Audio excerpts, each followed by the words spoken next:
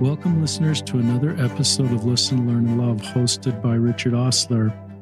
Done over 700 podcasts, but we never have done a podcast in this category. The category being saving people that are sex trafficked, and then providing the aftercare and the services needed. And I have the founder of Libertas International, to share a bit of his story. His name is Tyler Schwab. Welcome to the podcast, Tyler. Thanks, Papa Osler, for having me. It's an honor and a blessing to be here with you. Tyler is a dear family friend. Tyler has worked with our son, Jake, in this space, and I've had the chance to get to know Tyler. He's been in our home. I've heard him speak. Just somebody I deeply admire and respect for his courage to be in this space. Tyler grew up in Wyoming. He'll probably talk about what connected him to Latin America and wanting to rescue women being sex trafficked. He's in his early 30s. As I mentioned, he's the founder and president of Libertas International. We'll link to that in the show notes. Tyler's email will also be in the show notes, and we'll link to an article that was written up about him in the Cowboy State Daily, a Wyoming newspaper, just to give more background of Tyler. But this is going to talk about this complicated space and Tyler's focus in Latin America to rescue girls and women in sex trafficking, to provide them the service they need, and why he's in this space. We're going to also invite you to donate if you feel inspired to this cause. This website has a link for donations. Tyler will probably also mention there's been some organizations in this space, or some people within organizations, this broad umbrella of rescuing people in sex trafficking. And there's been some complicated stories in this space that may have caused you listeners to say this space is not legitimate, or I'm not going to get involved in supporting organizations. And we invite you to consider Libertas and the work they're doing, and not just completely walk away from the space because of the complications with some of the people and some of the organizations in the space. Is that okay for an introduction, Tyler?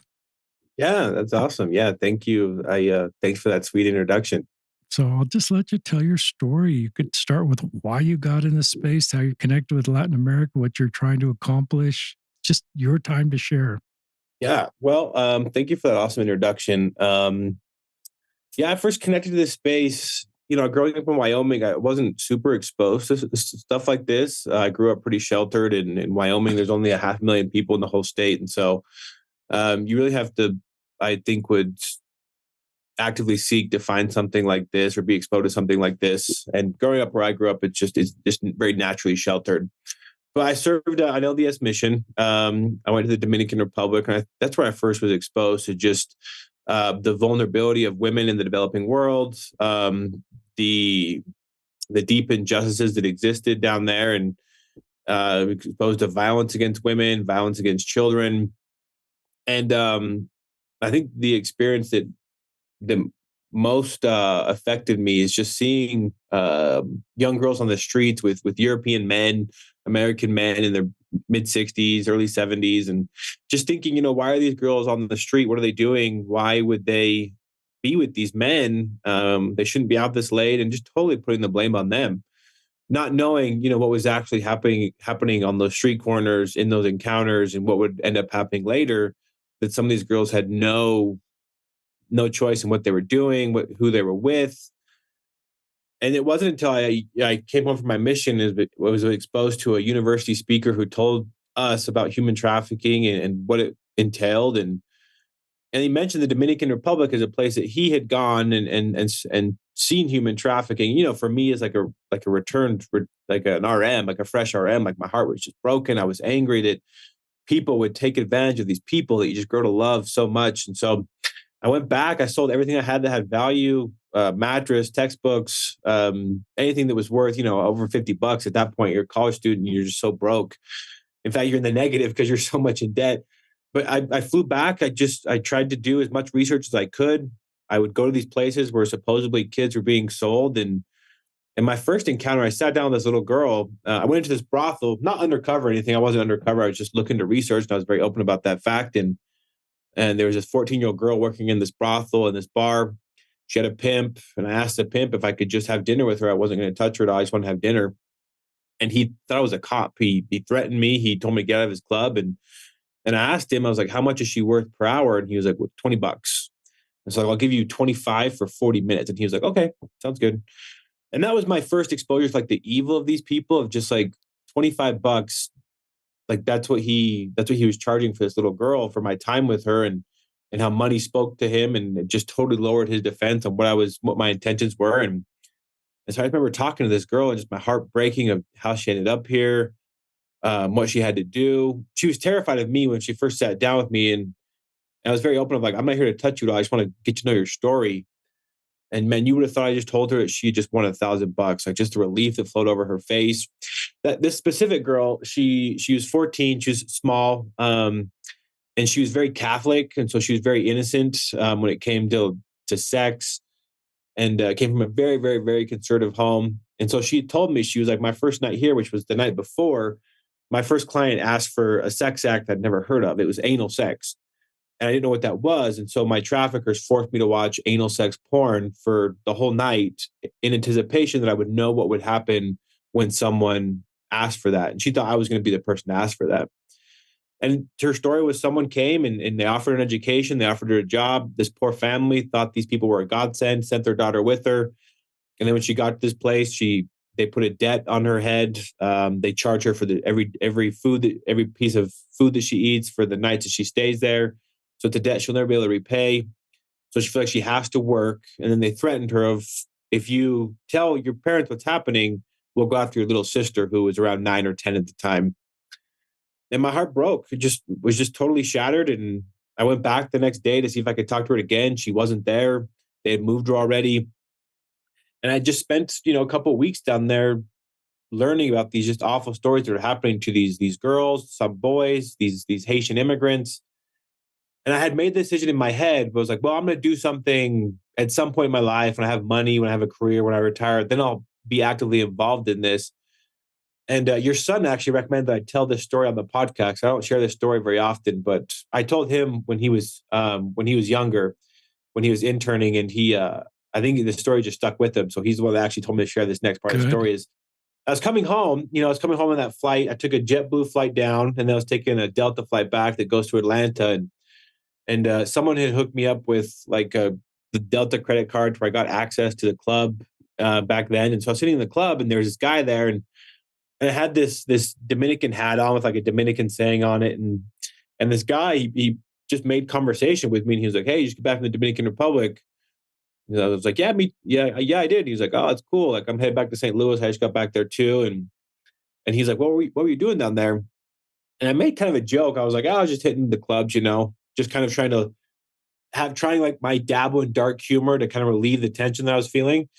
And whatever I said must have just triggered some kind of trust in this guy, because he was like, "Oh yeah, man, DR is great. I'm just getting back from DR." He's like, I can. He's like, I'm a physician in St. Louis. I can leave my practice at 5 p.m. on a Friday, be in the Dominican Republic by 10 p.m. on that Friday, and then have sex with young girls all weekend and be back at work by 9 a.m. on Monday. Wow.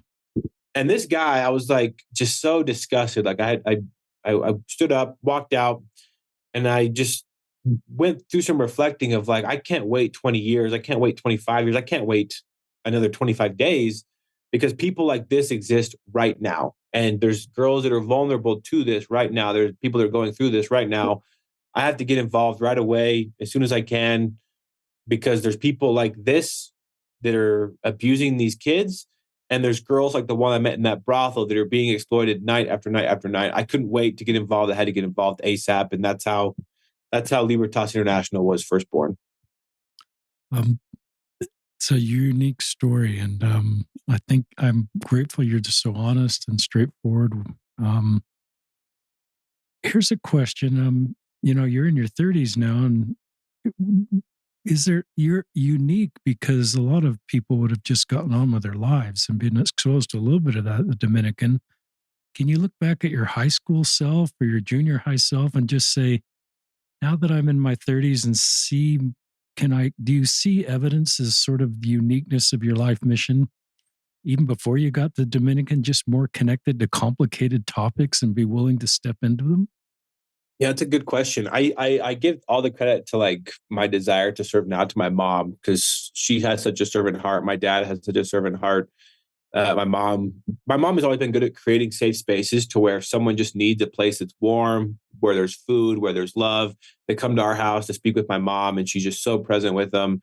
And my dad, he really represents the best of us that serve like in the church of just serving without any expecting anything in return, not even a thank you, and doing it when it's super inconvenient for him.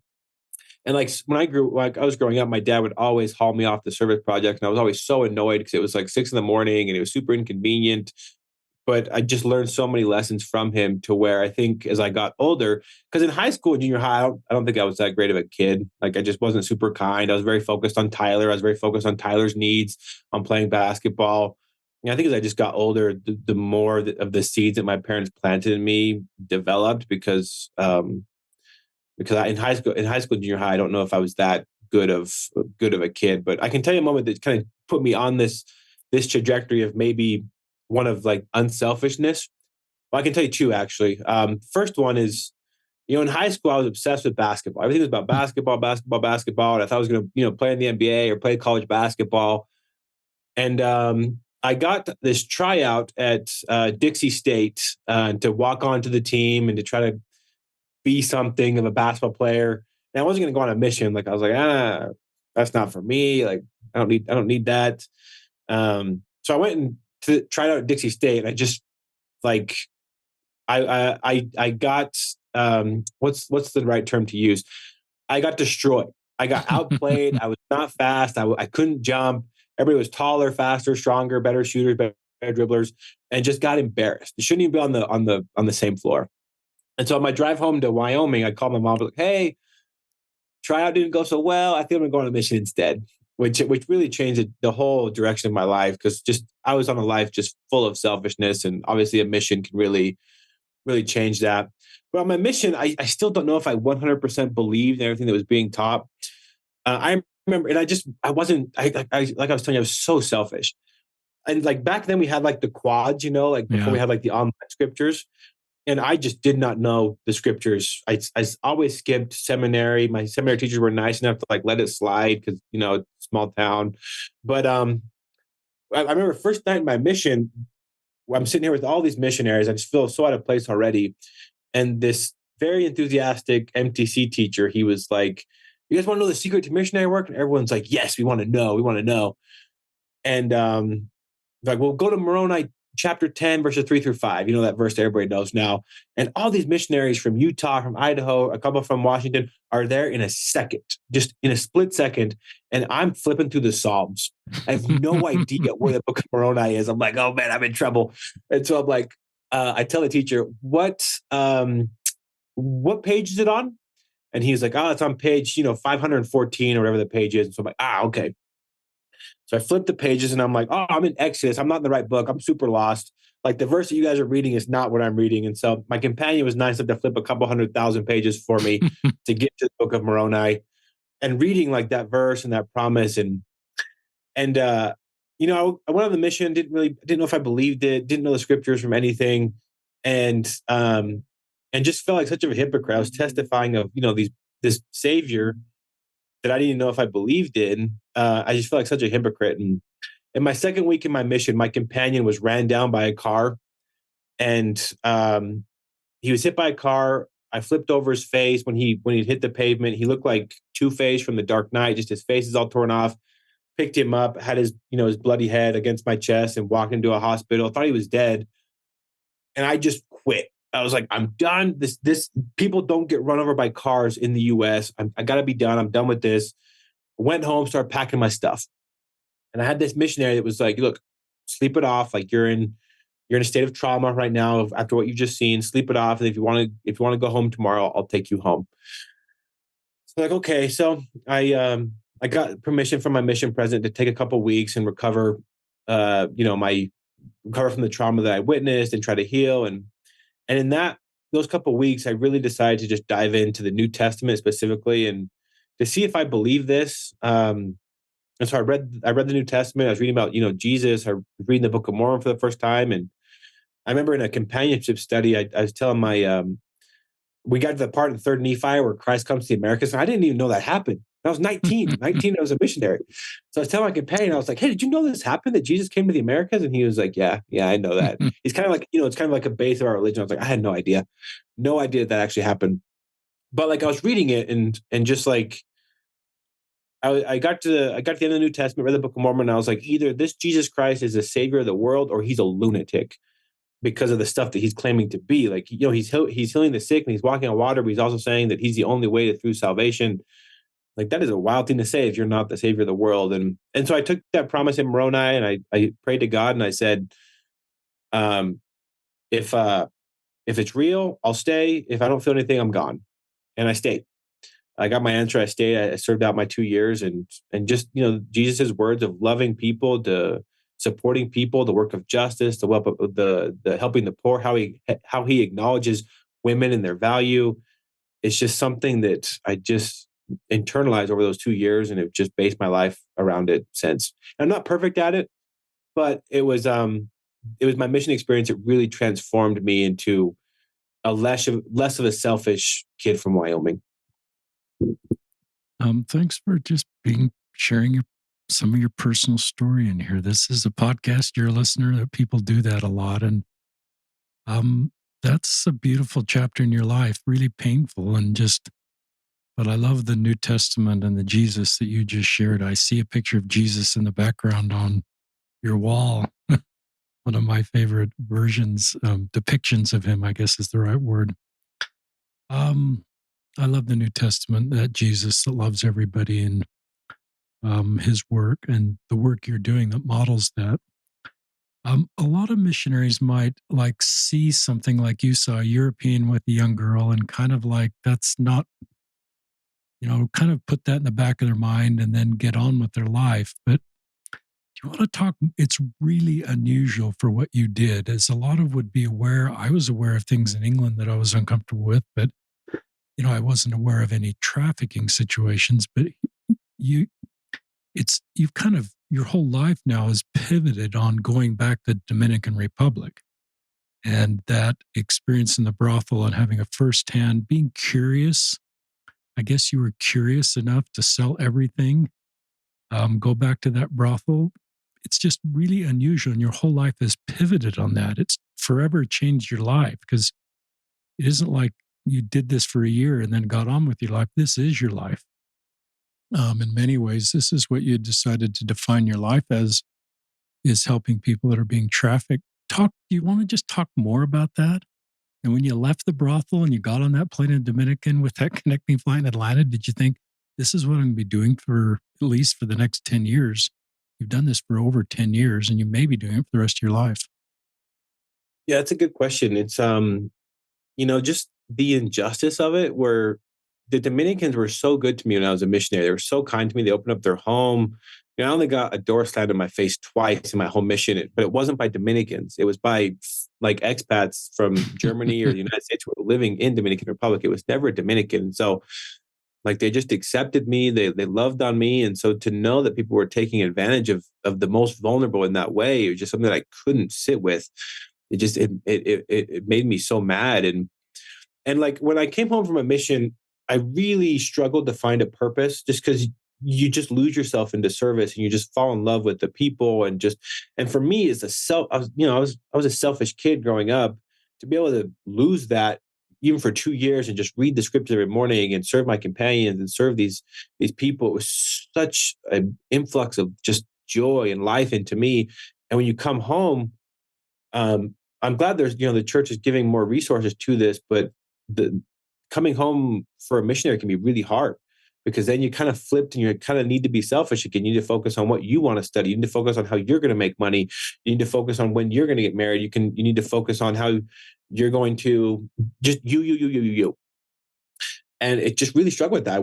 I wasn't happy. I feel like I had lost a part of myself, and I feel like I could find it again in the Dominican Republic. And so honestly, even if I I probably would have went back sooner than later anyway, even if I didn't have that excuse of that people were being trafficked, because I missed it so much. I just missed the feeling there. I missed the culture. I missed the people, and so going back there was it was just a mix of just even myself, like trying to find purpose with myself because I had lost it. And I just felt like I was just, I remember one time I was in my lowest of lows. I was sitting in my apartment. I'd slept until noon. None of my homework was done. And there was a bunch of Little Caesars boxes across my bedroom floor that I didn't have the emotional energy to go pick up just because I felt so selfish. I just felt so helpless. I just felt so just daunted by what real life looked like and how selfish I was being. And it was just a really hard change. And what really hit me, I think everybody has, I think everybody has a love for their mission, and they love the people that they serve. When I got into the thick of things again, doing anti trafficking work, anti sexual exploitation work, it affected me how many of the kids that lived in the families that I was serving were also being sexually abused, or we were also being exploited in some way. One of the families that I was closest to, on my very last weekend in my mission, my parents came and picked me up, and we baptized this little 8-year-old girl that completed this family. It was this beautiful moment. It was just one of the happiest days of my life. And then 2 years later, she was being sexually exploited because she got a job at a cell phone store, and the cell phone company was the owner of the store was taking advantage of her sexually in exchange for free cell phones for her family. I We used to have family home evening in this house, in one of my first areas with this single mother, and running around bringing us drinks, like these little soda cups, was this 6-year-old little girl.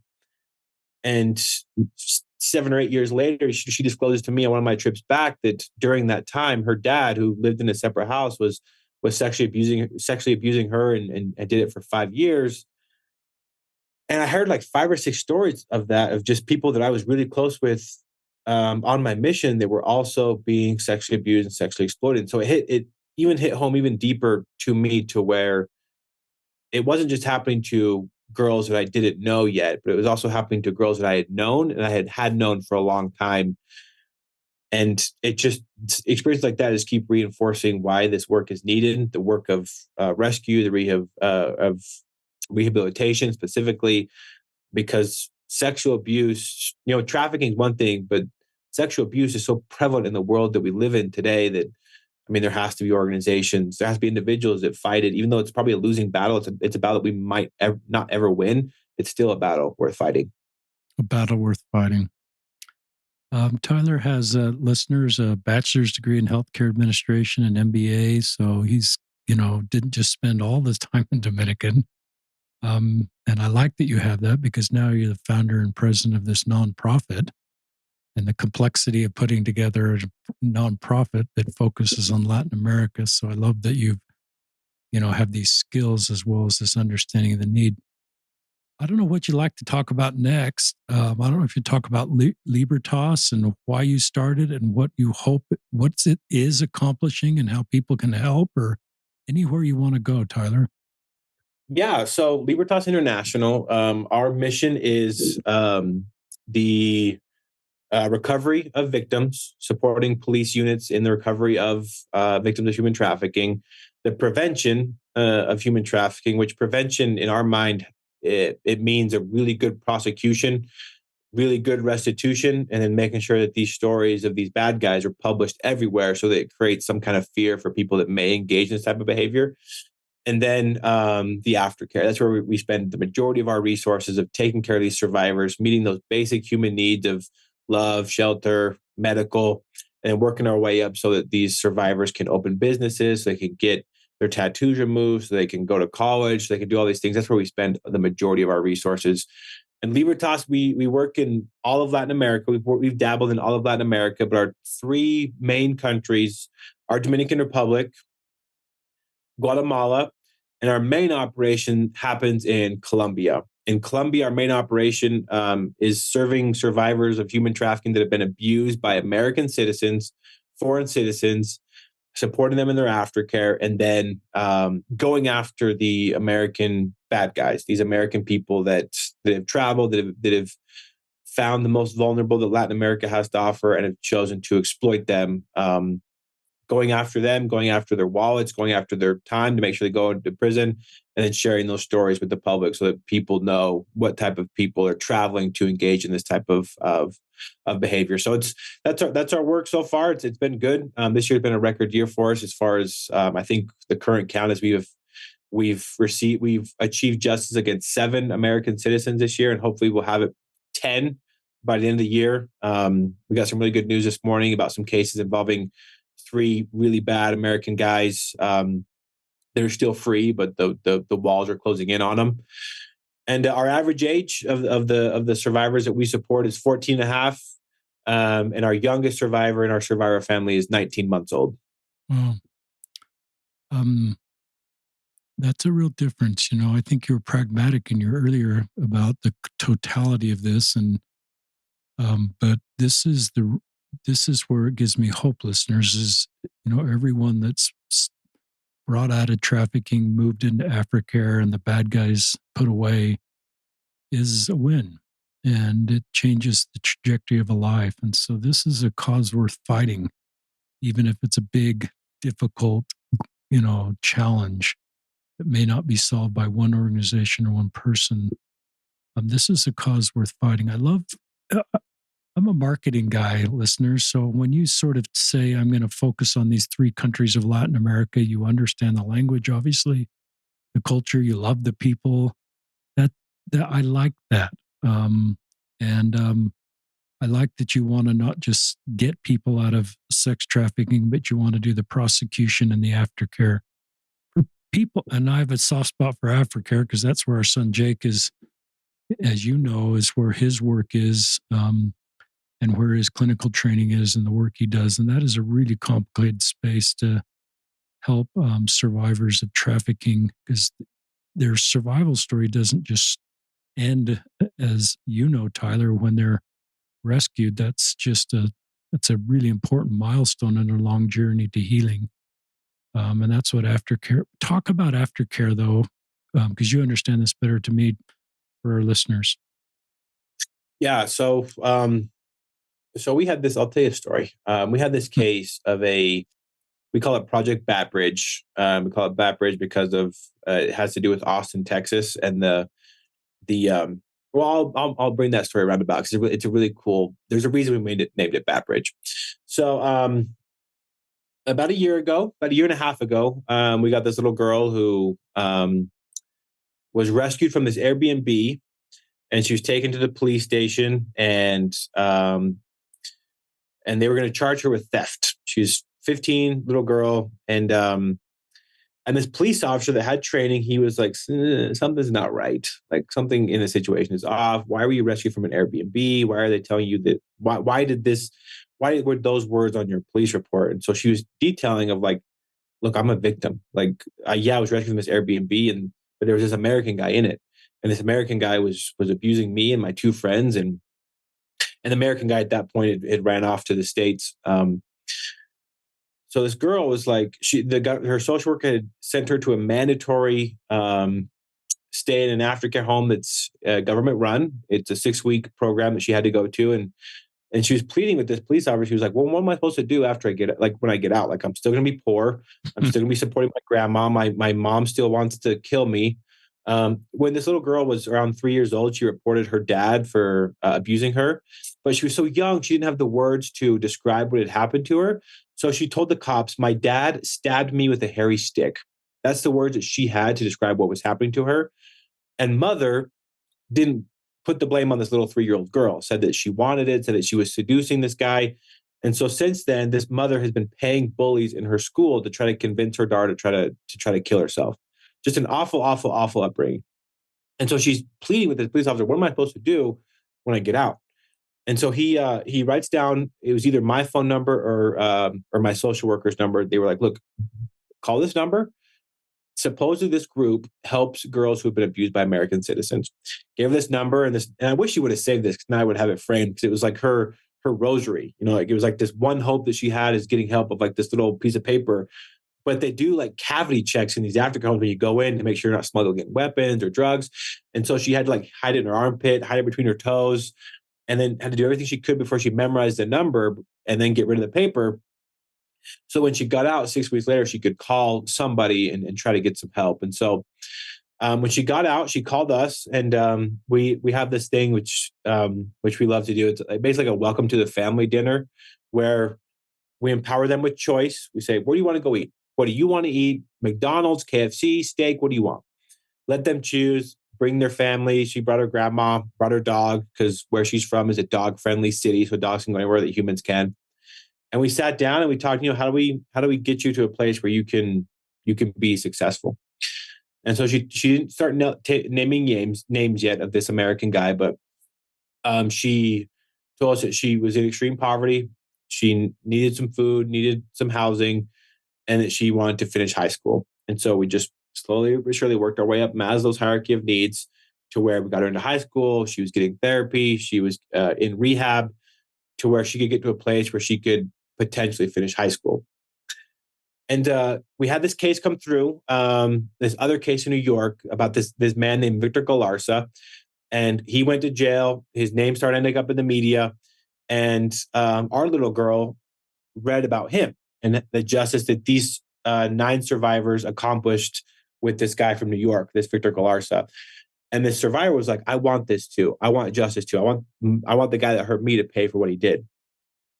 And so she started naming this guy's name. This guy's name is Michael Roberts. He's been sentenced to jail, so we can name his name. But his name is Michael Roberts. We found out that he was a school teacher at an all-girls school in Austin, Texas, and that he would travel down to Colombia to abuse 3 girls specifically, 2 of which have had past sexual abuse, and then 1 who has autism. He was looking for the most vulnerable, and he was violent, extremely violent. Was really into really violent sexual rapes. And so she told us about what he did. She had saved the screenshot. She gave us his picture, gave us his name. And so on our end, we worked to connect the Colombian government to the U.S. government to let them know that we have a case that we can give them about an American guy named Michael Roberts who's abusing these girls in Colombia. And so these governments meet, they collaborate. It was about a 4-month investigative process to seize his online accounts, to interview our girl, uh, identify the 2 other girls that then came into our program as well to get help. And in September of last year, the Department of Homeland Security and the Colombian cops knocked on his door, took him into custody, and took him to jail.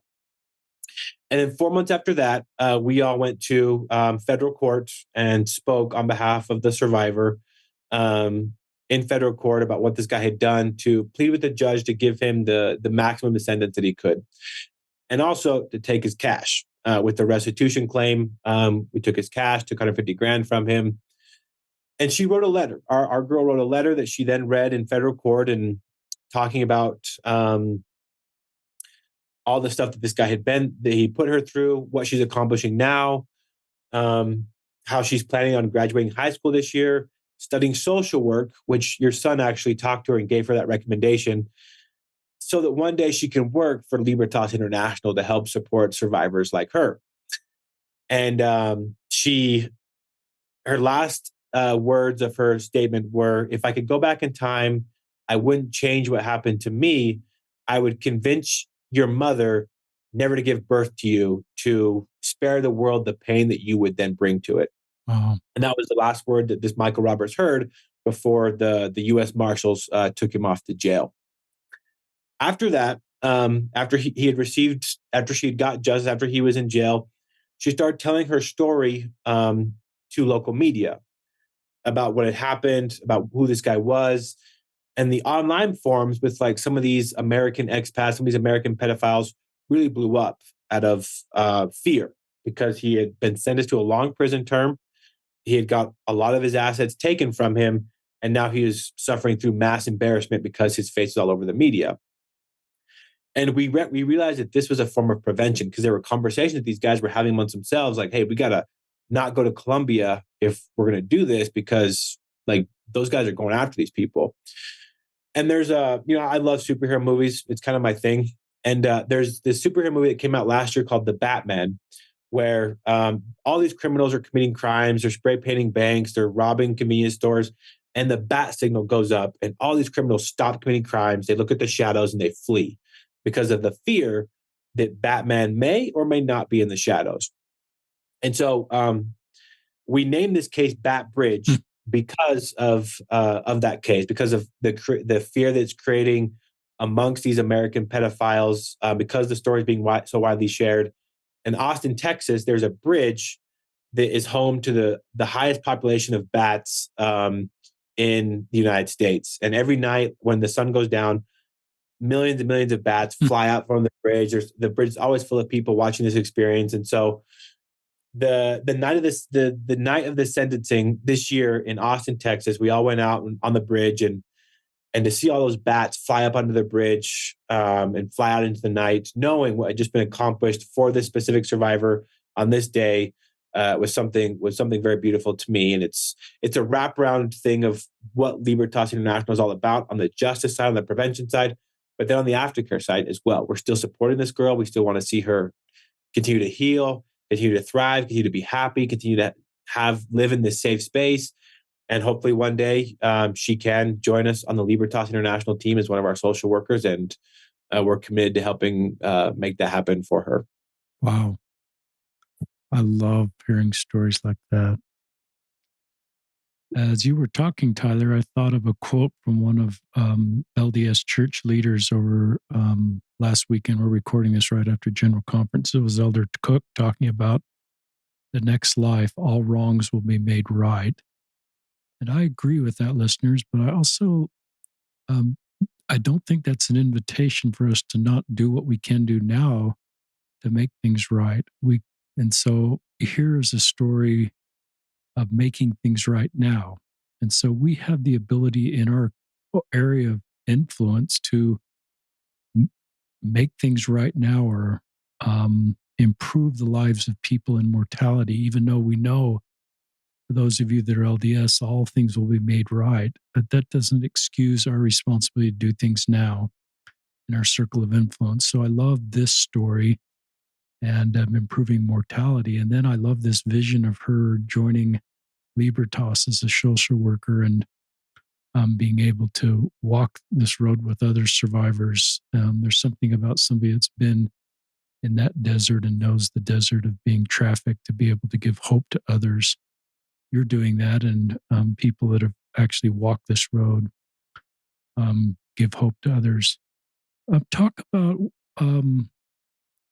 donations, because one of the things we want to invite you to consider, listeners, on this podcast is donate to Libertas. Talk about where the donations go and then why you need donations in the first place.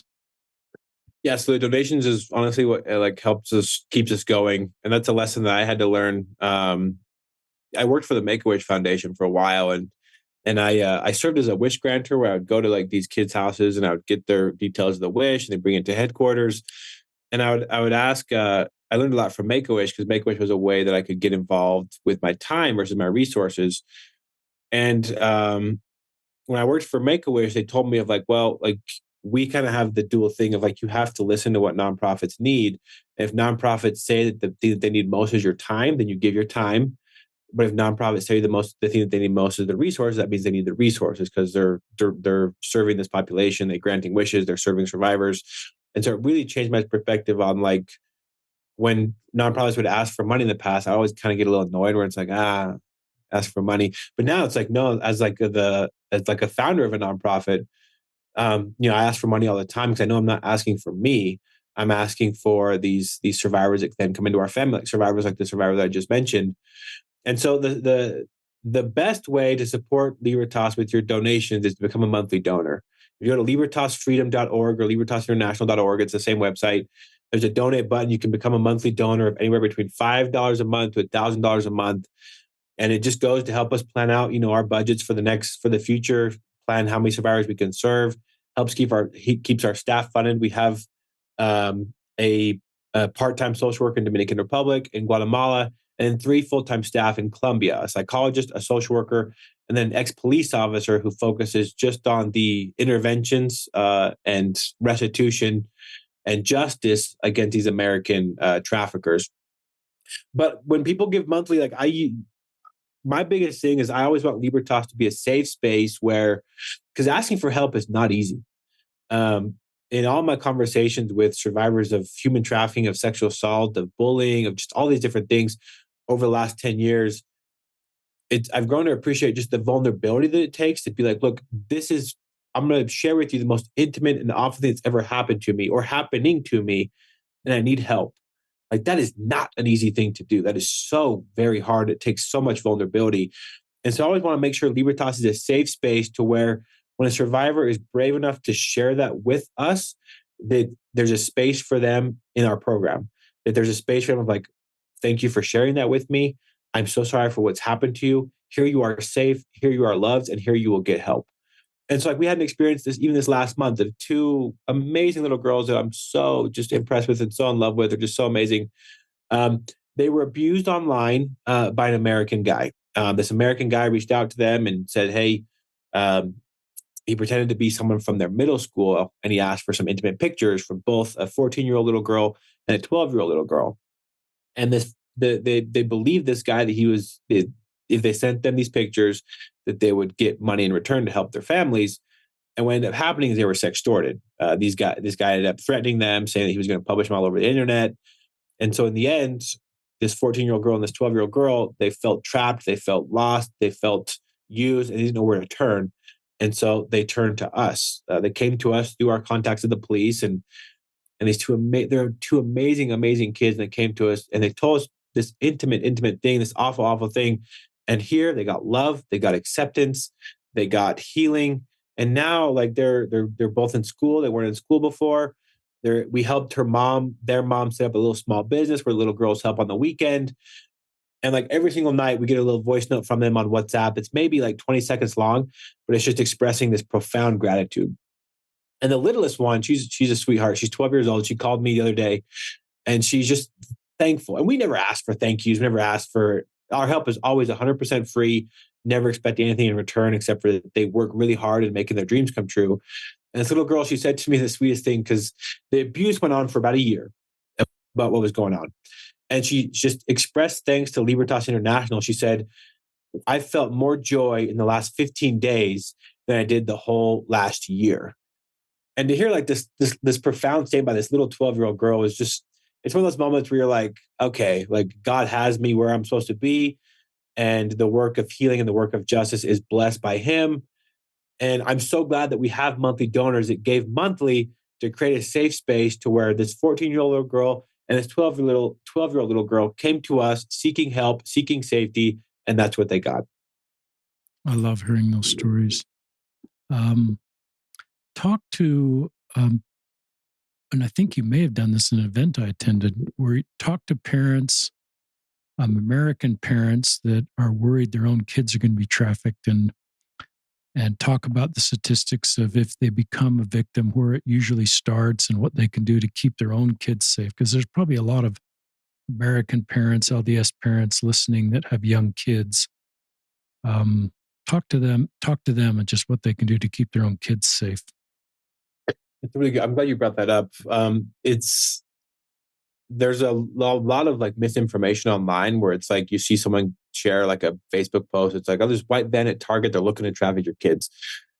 Statistically, that's probably not going to happen. It does happen on rare occasions. Like even today, like there was a case of this little girl from New York that was abducted in the forest, and the guy held her for ransom, and now she's been rescued, and the guy's arrested, and that is super rare. More often than not, and like LDS families are particularly vulnerable to this. The one of the two things that I'm going to mention, the first one is fairly normal, where it's social media. Traffickers are smart. Traffickers are aware of their own resources, that they don't need to take your 14-year-old daughter or your 16-year-old boy or wherever to a brothel or a dance club or a strip club to have them get exploited. They can actually do it from the comfort of their own home. And so social media, like I really believe that every parent should at least have the social media app that your kids have. Now, using it, is a different story. Like obviously they're going to have more experience in knowing how to use it, but you should at least have it to know how it works, know how to open a message, and be aware of who your kids are communicating with. Snapchat, Grindr, TikTok, Instagram, Facebook. Instagram and Facebook, like they're two apps that do not do a lot of protecting for youth. And so there's a lot of people that are reaching out to kids via Snapchat, via Facebook. And for local, specifically here, like in Utah, Wyoming, Idaho, a lot of the kids that end up being exploited meet their abuser via those social media apps. And so being aware of who your kids are talking to and which apps that they're using is the first piece of advice that I would give. The second one, and this I specify this because it's an LDS audience. I'm assuming it's listening to your podcast, and LDS audiences are trusting. There's a lot of people that can be involved in your kid's life at any given time: coaches, bishops, stake presidents, home teachers, ministers. I think is what they're called now. There's so many people that can be in and out of your home and in and out of your circle of trust. And statistically, those are the ones you need to be the most concerned about. Your kid is almost like 200 times more likely to get abused by someone that goes to your church versus like a stranger they don't know, because they already have that circle of trust. They are able to manipulate spiritually. They are able to manipulate mentally. And so it's even the people that are closest to you, uncles, aunts, grandmas, grandpas. We get a lot of cases here in Utah of grandpas that abuse their grandkids. And so being aware of who you leave your kids with, and having an open line of communication with your kids, using the proper terms for their parts of their body. Don't use these terms that sometimes people use to call a vagina not a vagina. Like use the correct term, and make it to where if God forbid something happens to your kids, that you have an open relationship with them, that they can tell you and not feel embarrassed, not feel like you're going to put the blame on them, know the proper terminology for those body parts that have been affected.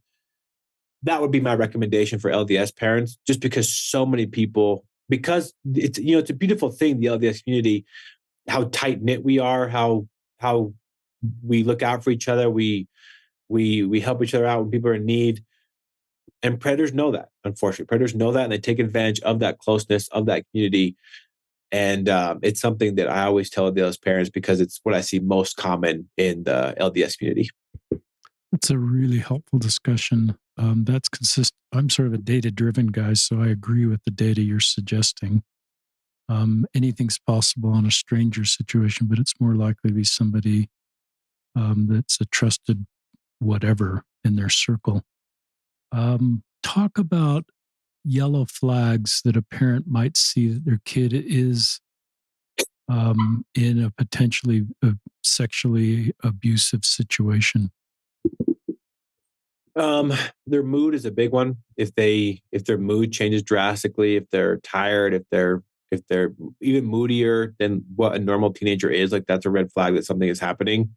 Um, I'm not a parent, but I used to see that with even like with the girls in the Dominican Republic that I was close to on my mission, is when when I knew something was happening is when they became teenagers, and then they became even moodier than what they usually are. That was my signal, like something off is going on in their house. Self-harming is a pretty common sign that someone is going through something really hard. Now, it may not always be trafficking or abuse, but a lot of the survivors that I work with self-harm, and it was one of the first signs to their parents that something was going on in their lives. Keep an eye on the social media account. If they're on their phone a lot, they're talking with people that you don't know, if you haven't met in person, that's obviously like a big yellow flag. And there was a case that happened in St. George a couple years back where the parents noticed that there were some pretty big Venmo transactions going through their daughter's account. And the daughter was like, well, I'm selling my Pokemon cards at school and I'm making money off of that. But it wasn't true. What happened was that she was being sextorted, and the trafficker was paying her portion of it via Venmo, because the trafficker lived out in like Nebraska or something. And so those are some of the signs that people can check out, and there's some really good groups as well. Like I'll put a plug for some different groups that do some really good trainings on what to look out for as far as like signs of human trafficking. One of which is actually a locally based one. It's called the Maloof Foundation. They're based out of Logan, and they give really good trainings on what to look for in your kids, what to look for as far as like their moods or demeanors, where something might be happening. But even if something is happening or is not happening, it goes back on the parents, I believe, to have an open relationship with your kids so that they feel safe enough and comfortable enough to tell you when something is happening, knowing that they're going to encounter love and support versus anger and blame. I love this phrase open relationship and sort of um, even talking factually about our body parts. And I'm aware of some of I think it's sextortion is when somebody sends a picture and then thinking they're sending it to a friend. And then it's a bad guy that says, I'm going to publish this all over the internet unless you give me money. And then you give money. And then I assume it's usually he wants more. And there's been some in our media, and I'm sure you're aware of this, Tyler, of some people that have died by suicide because they get in this box where they've sent an inappropriate picture of themselves to somebody that they think is a girlfriend or just it's a juvenile thing to do that's not a good idea, but it may be done in pretty innocent thinking, but then it becomes the middle of this box that they can't get out of and they die by suicide. And the parents then finally figure out the backstory. This is somebody in a different country, a different part of the state. And I think, we're not perfect parents at our house and we didn't ever run into this, but I've had a couple of people open up to me, knowing I was just a safe person and said, this is what's going on with me. And I realized they're in the middle of this and they're being asked to go to Walmart and get gift cards. And or they're going to, and so it's just these, but I love this phrase that Tyler uses, an open relationship and open communication. So if I were being a parent again, I'd say, kids, sending pictures of yourself is, inappropriate is not a good idea. This is what could happen. But if you ever got in a situation where somebody's asking you for money and you're embarrassed to tell your parents what is going on here, tell us anyway. This is how we'll respond if this is the reality of your life, or if you're being sexually assaulted, or if somebody's touching these parts of your bodies. I don't think that increases their likelihood of being a victim. I think it increases the likelihood of what Tyler's inviting is that they would open up, even though their perpetrator is threatening the whole family if they open up, that you have already told them how you'll respond if they open up. And that's true about everything going on in their life. And so we have family expectations and family rules, and we have open communication so that we're the trusted partner in their life so they can open up about the realities of their lives. So I love what you're teaching us. And I have a daughter that's really good at teaching factually about body parts and age appropriate. And I see her doing that. And I think this is a good thing. These are parts of our bodies, and talking about them with the accurate names and in age appropriate ways, I think is a good thing. That was a terrific segment. Other things you'd like to talk about? We've got like 8 more minutes before we're at the hour mark. Just things that you want our listeners to know. Yeah, I think there's two things that I can share on. I think one is just how people that are LGBTQ plus are affected by this and how we're Great. supporting that. And then just how my relationship with God is changed over the years and how he's, That's I great guess, too. validated or guided my work. I don't know, even or corrected me like at times. And with the in our program we support survivors that are LGBTQ plus that are lesbian, that are gay. We want to create a safe space for them as well, because a lot of them are exploited because of their sexual orientation, and their stories are horrific. We have this very sweet transgender girl who was, because of her sexual orientation, was trafficked and abused by two American men in their mid 70s that came down to Colombia and abused her together. And she's been through it, and she's still going through it. And we're walking with her in that healing. And she was abused because of her sexual orientation. Another one is, I wouldn't claim to be an expert, on this by any means. I'm learning every day, but I had this experience in a taxi once with this very sweet 16-year-old survivor who's been through more abuse than maybe anyone I've ever met. Abused physically, sexually, forced to do things to animals, just horrific abuse. And so she made the decision a while back that no man would ever touch her ever again. And we were in this car. We were driving to this birthday party. And we were with this one survivor who is 17 years old. She has a boyfriend, and we were teasing her of like, well, this better not be the guy, because we'll beat him up or we'll scare him like when if he tries to marry you. And she's like, oh yeah, yeah, yeah, whatever, like kids do, like they laugh it off or whatever. And this survivor that has a girlfriend, she spoke up as well, and she's like, well, what about me? And we're like, well, what about you? What? And she was like, well, with my wife, my future wife, the woman I'm going to marry, will you also intimidate her and also scare her and also make her feel scared of you? We were like, do you want that? And she was like, yeah. Like, okay, then yeah, we'll do that too. We'll make her feel scared of you. And she just wanted like that validation The that same despite her, treatment. yeah, that her having a plan to marry her future girlfriend, she also wants the same, treatment that people always joke of like, don't you mess with her, there's gonna be consequences or whatever. Love She wanted that. that as well. And so validating that for her and making it known to her of like you can marry whoever you want. We're on your side. And whoever you marry, we're gonna make sure that they know that we're always on your side.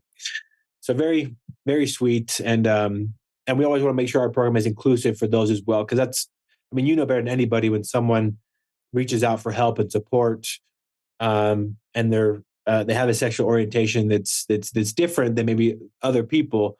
They're looking for safety, they're looking for help, they're looking for support, and they're looking for someone that will offer that help without judging them. And that's something that we try to include in our program as well. We're not perfect at it yet, but we're trying to get better every day.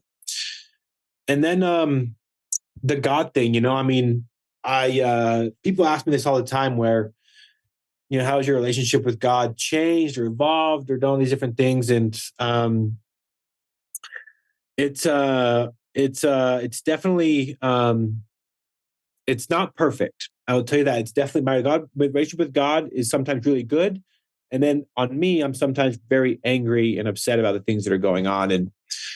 And I could tell two stories that kind of reinforce this point. Do you want the one about a little boy, or do you want one about pizza? Which one do you want? Both.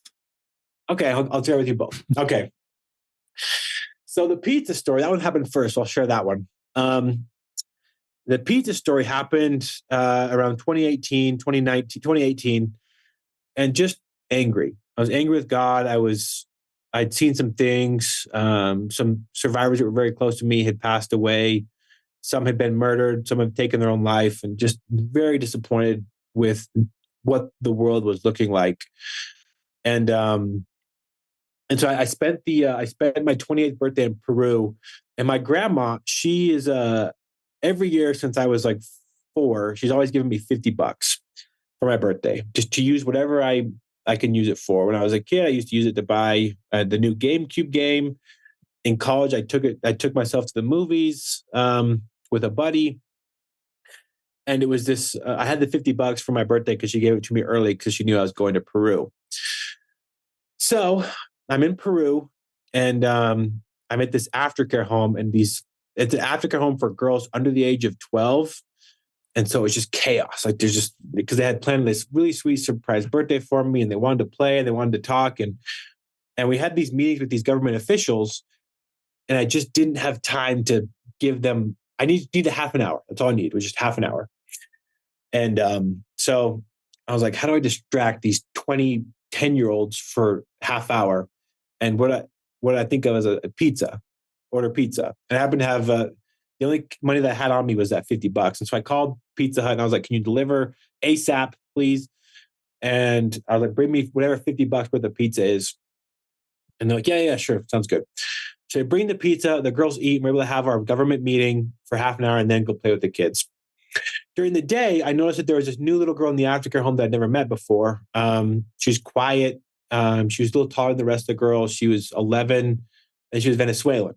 And she had been there for maybe 24 hours. And I got to meet her, but I didn't really get to connect with her a whole lot. But I got to meet her a little bit. And then I went on my way because my flight had was going to leave that next morning. Uh, Around midnight, I get the notification from Delta. It's like, hey, your flight's been delayed. The plane is stuck in Atlanta or wherever. And so we booked you on a flight that leaves 13 hours later. And so I got a whole another day in Peru. And so this aftercare home, it's run by a group of nuns. And so I called them up. I was like, hey, what are you doing? And they're like, well, it's Sunday, so we're going to church. I was like, oh, okay. Have fun. And they're like, do you want to come? And I was like, yes, sure, I'd love to come. It's a Catholic service. And so I go to the home and we walk to church, and I end up sitting next to this little Venezuelan girl.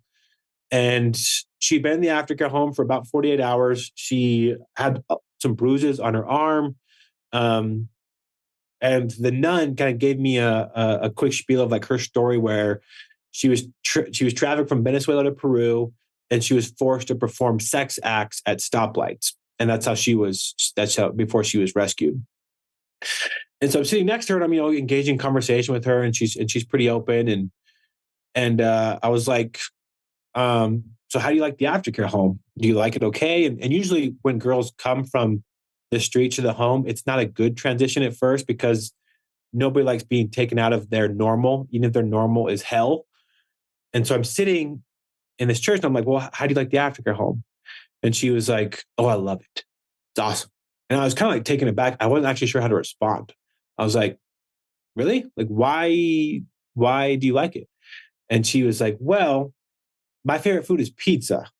And Mm. on my first day in the aftercare home, the home brought me pizza to make sure that I felt welcome, that I felt loved, that I had my favorite food. And so any home that would give me pizza on my first day has to really care a lot about me. And I was shook, man. I just sat there in that Catholic church and I was just like, Wow. it was kind of like speechless, where like I was so angry at God during that time. I was so upset about different things going on.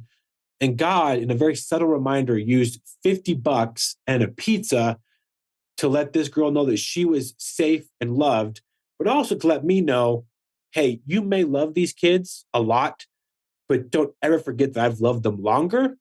I've sacrificed more for them, and I love them a whole lot more than you do. Wow. And that realization to me came through pizza and $50, and how it just affected this one little Venezuelan girl. The second story, which was kind of the same thing, I think, I go through my pride cycle, just like they talk about in the Book of Mormon, where I'm on a spiritual high and then maybe on a spiritual low. And the pandemic was not good for me. The pandemic it affected me a lot. It removed me from my travel. It removed me from the people that I loved. And I was back in it. I was back in my doubtful ways. And before the pandemic, I'd worked with this very special survivor who had been, when she was 6 years old, she'd been thrown into a fire by her mother. So she had some extreme scarring on her body. And we worked with her for a long time. And prior to the pandemic happening, we found out that she was pregnant. And it was a high risk pregnancy. And so to protect her life and the life of the child, we took this girl to the hospital. She gave birth, and she named this little baby Tyler. So there's a little baby that's named Tyler. That's a son of a survivor, and I love this survivor very much. She's very close to my heart. The pandemic happened, and because this survivor that we were working with wasn't capable of being a mother this current time, these two kids, Tyler and his older sister, were taken into the system, and they were lost in the system, and we had no control over where they went or who they were with, and we just kind of lost them into the abyss of the government system. We thought we'd lost them forever.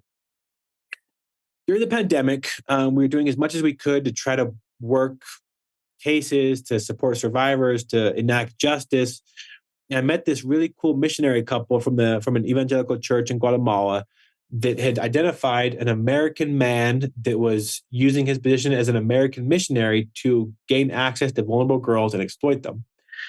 And so these two evangelical missionaries, and the Guatemalan government began working this case to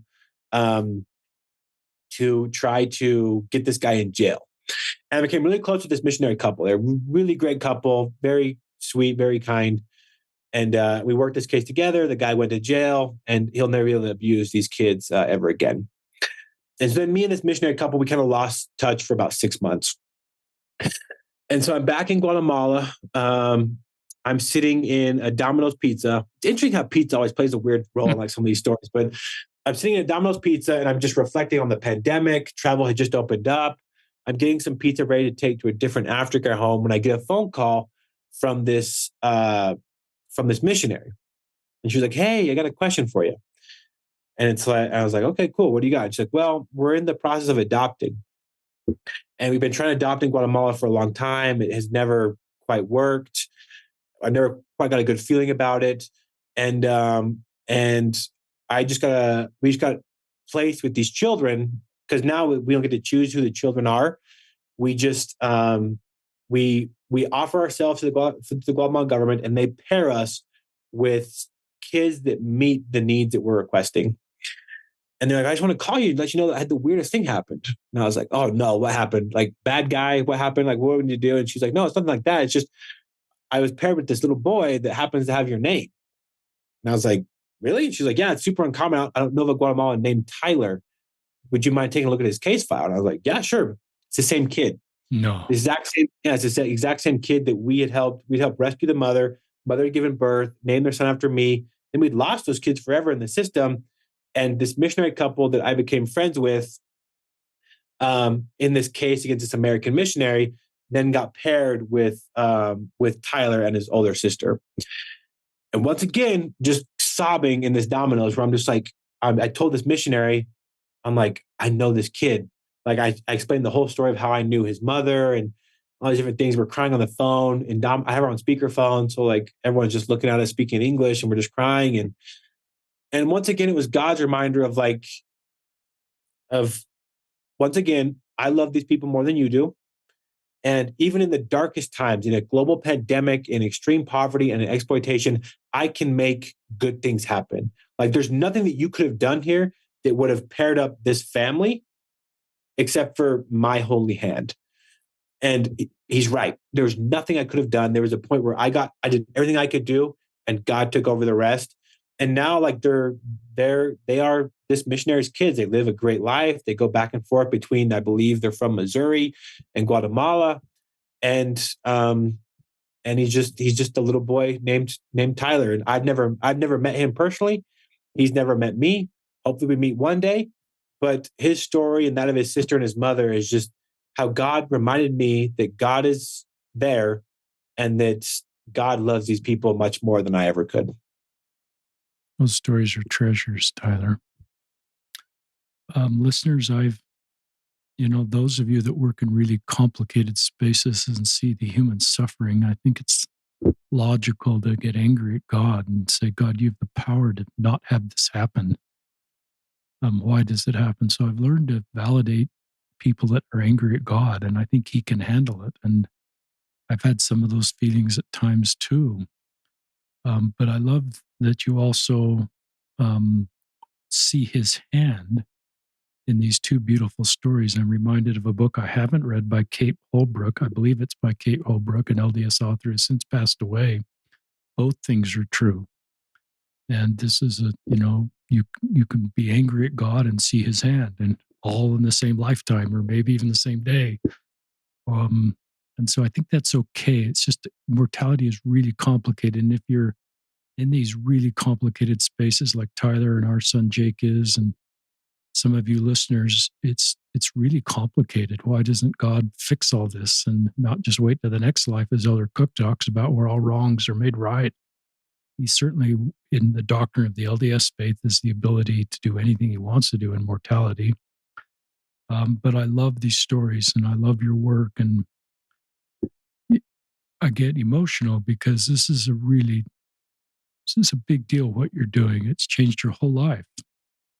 You have sacrificed sort of a traditional life, with married and kids and sort of a normal Wyoming guy living a normal Wyoming life, for a very different life. It's a wonderful life. It's a beautiful life. And um, there's a lot of lives that you're changing, and you're really brave because there's not a lot of people doing this kind of work, and you're young and you've got a lot of experience. And my brain goes to the 42-year-old Tyler Schwab and the 52 and the work you're going to continue to do, and the leadership providing the lives you're changing.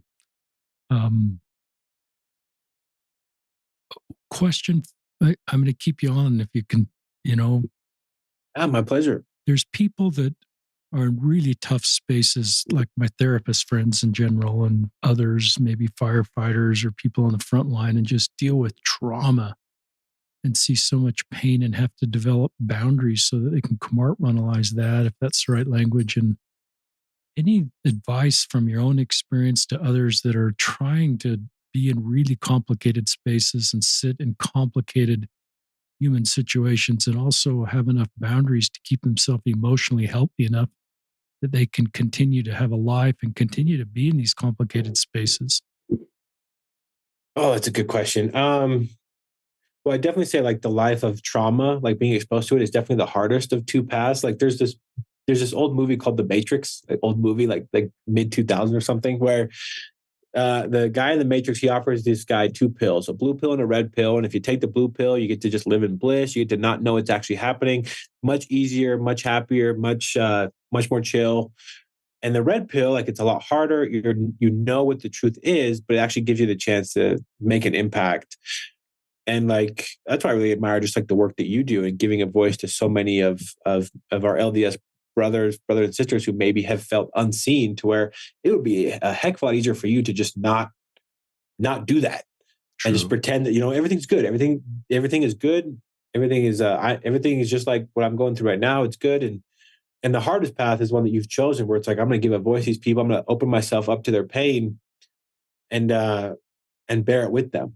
Another superhero movie that I love, it's X-Men Days of Future Past. And there's a scene where a young Professor Xavier is talking to an older Professor Xavier, and the young Professor Xavier is going through it.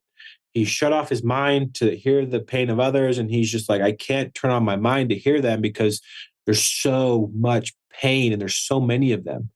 And the older version of himself breathes life into him. It's like, yeah, but it's the greatest gift that we have is be able to bear that pain with them to help them get through it. And it makes us better. And it's such a beautiful scene. Anybody that hasn't seen that scene should totally check it out. But so the path, of knowing what's actually going on is definitely the hardest path. But also super important to like take care of yourself and do things that intentionally bring you joy, to check out. Like for me, I love to hike. I love this hiking, and feels like a lot of it reminds me how beautiful life can be because of these beautiful landscapes that we're blessed to live in, and it reflects beauty and some of the ugly that we have to see every day. I love working out. Working out is a great outlet for me to make me feel like I'm in control of my body, help provide an outlet for my emotions. I like just checking out 100%. Like I love to binge TV shows. I know me and your son are very similar in that aspect, where it's just time to just turn it off and just focus on something else and just go into somebody else's life, whether it's Bones or SEAL Team or The Punisher or whoever, just not being in our own head for a second. And then like I'm glad you brought up like just your mental health and your therapist. And there's still even now like so much of us uh maybe like a bad rap. Like if you go to a therapist, it's like, oh, you're crazy or you're suicidal or everything like that. And that's just not the truth. Like I think we all need a therapist. We all need someone to help work on our mental health. And because the mental health, it really truly is an epidemic that if not treated will kill a lot of people. And the pandemic did nothing, no favors for that. Like if anything, I think the pandemic exposed just how much so many of us need therapy. And so I really appreciate, like these athletes that have come out, athletes like Yeah. Kevin Love from the NBA, that's like, hey, I'm getting help. It's okay for you to get help too. Even like someone local or that used to be local, Ricky Rubio, Yeah. who was the point guard for the Utah Jazz, and he missed the World Cup this year for Spain. I know he loves playing for Spain, so he can focus on his mental health and normalizing that. And the companies, that put into place of like, hey, we have mental health days where if you need to just check out for a few days, you can do that. Validating those feelings that people have, because I think as people grow more aware of mental health and how they need to focus on their mental health and take care of their mental health, that it's not stigmatized to where you're not bullied or looked down upon for voicing like, hey, I have a therapist, or hey, I need additional help on top of the help that I'm already getting. And for those of us that work in trauma, I think it's absolutely vital, because I had this therapist tell me once that you want to, with the stuff that you see, like I'll just focus, on the area that I focus on, anti-human trafficking and the trafficking of these girls and boys. I want to keep those memories and those images in my heart, but not in my head. I feel like when they're in my head, when they're in my heart, it gives me added motivation to ask for funding, to ask for followers on Instagram, for grants, for all these different things that help the cause. But when they're in my head, they start to affect my sleep. They start to affect my relationships. They start to dominate different aspects of my life, and it can be really unhealthy to have that much trauma in your head that's untreated for a long amount of time. And so, get a therapist to keep those memories here, but not in here. It's a terrific segment. I'm so glad these questions come to my mind that help me, help listeners. That Two Pill, I think I've seen that movie, but I haven't seen it since I've sort of stepped into more complicated spaces. And that was beautiful. And I have seen this therapist a couple times in my life, listeners. And I love that that's becoming, as Tyler's invited us to, there's no shame around that. We're coming to, I wanted to, listeners, our son works at OUR that we've talked about. Jake, you've worked at OUR. We are so proud of the work our son is doing there and has done there. And you've been a great friend and mentor to him and been walking the same road there. And we're just so proud of our son and his ability to step into complicated spaces, make multiple trips. He's in the aftercare world, this world where people that have been trafficked need to be in this stage that Tyler's talked about. And the stories he tells us are incredibly painful, incredibly complex. And we are so proud of him for his willingness to be in this really complicated space and bring hope and healing. And we're proud of his work at OUR and proud of what you did at OUR. And we're not going to talk about OUR in this podcast, but I just want to, unless you want to chime in, but I'm really proud of the work that many people are doing there and have done there. And I'm grateful for and for your organization that's less known, but is focused on Latin America with a really thoughtful leader in you that I deeply trust and admire, and so committed to this cause and has a wonderful backstory on why you're doing this, and encourage our listeners to consider donating to Libertas. Anything else you'd like? We're going to put your email in the show notes, but I'd love you to just to say your email out loud in case anybody doesn't get to the show notes, and just any concluding things you'd like to say about anything, Tyler. Yeah, I guess I'll give three things. My email is tyler@libertasinternational.org. And so, yeah, hit me up. Let's talk. Let's see if we can't get you hooked up as people hooked up as monthly donors, or somewhere to become an activist or an influencer, or an advocate for our cause. I'm happy to help discuss ways through that to help further. Because once again, like when I know when I'm asking for support, I'm asking for follows or donations. I'm asking for these girls, and they are the part of me that I am most proud of, is to see them and to know them, and that they even choose to associate a little bit with me is the honor of a lifetime. And it's something that it's the most precious thing that I own. I love them very much.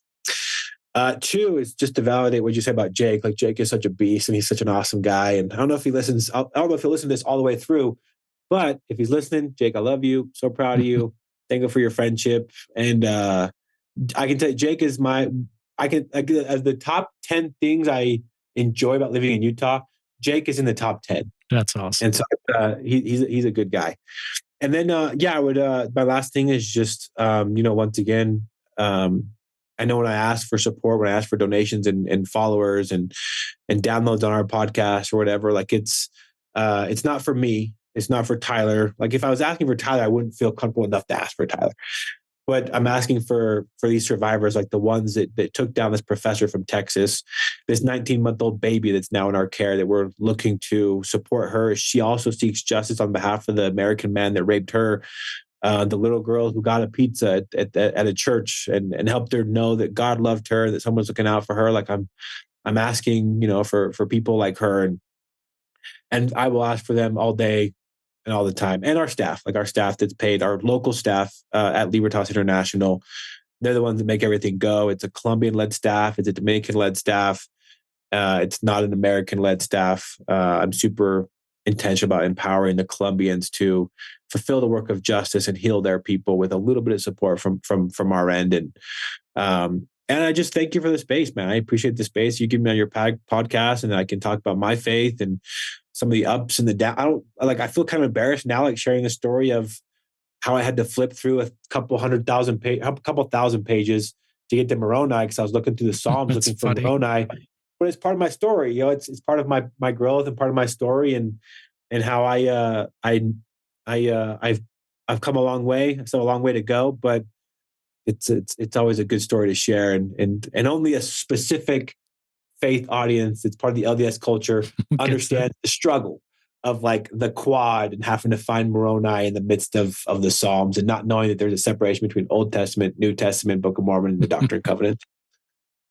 That's something that I think our listeners love about you, Tyler, is they're hearing some for the first time as you're real and you're authentic and you're not trying to be somebody you're not. And that resonates with me. And I think it resonates with our listeners. And I think it builds trust. And people know they can reach out to you and know you get it and you're not trying to be somebody you're not. And being deeply authentic and vulnerable, as you know, and as our guests teach me, allows us to be vulnerable also because we create this safety. So I just smile when you tell that story. And I love your kind thoughts for LGBTQ friends. You know, that wasn't a central focus of this podcast, but I love that was just naturally part of the work you're doing. And recognizing that that is in a vulnerable population that is generally a more vulnerable, and maybe trans being some of the most vulnerable. So you just being a thoughtful, intentional, educated, man gets that and is aware of that.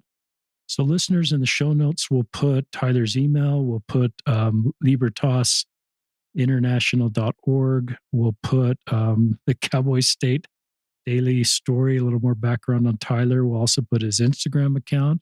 I would say the Libertas Instagram account, so you can follow what they're doing. And thank you, Tyler Schwab, so much for being on the podcast. I moved, and may God continue to support you in this important work as you're saving lives and bringing hope. I think bringing hope is one of the greatest gifts you can give to somebody, and you are doing that. And that $50 pizza story and all the other stories that you may not even be aware of what you and your organization are doing for others just gives me hope. So thank you, Tyler Schwab. Appreciate it, man. Thank you for having me on. All right. We will sign off from another episode of Listen, Learn, and Love.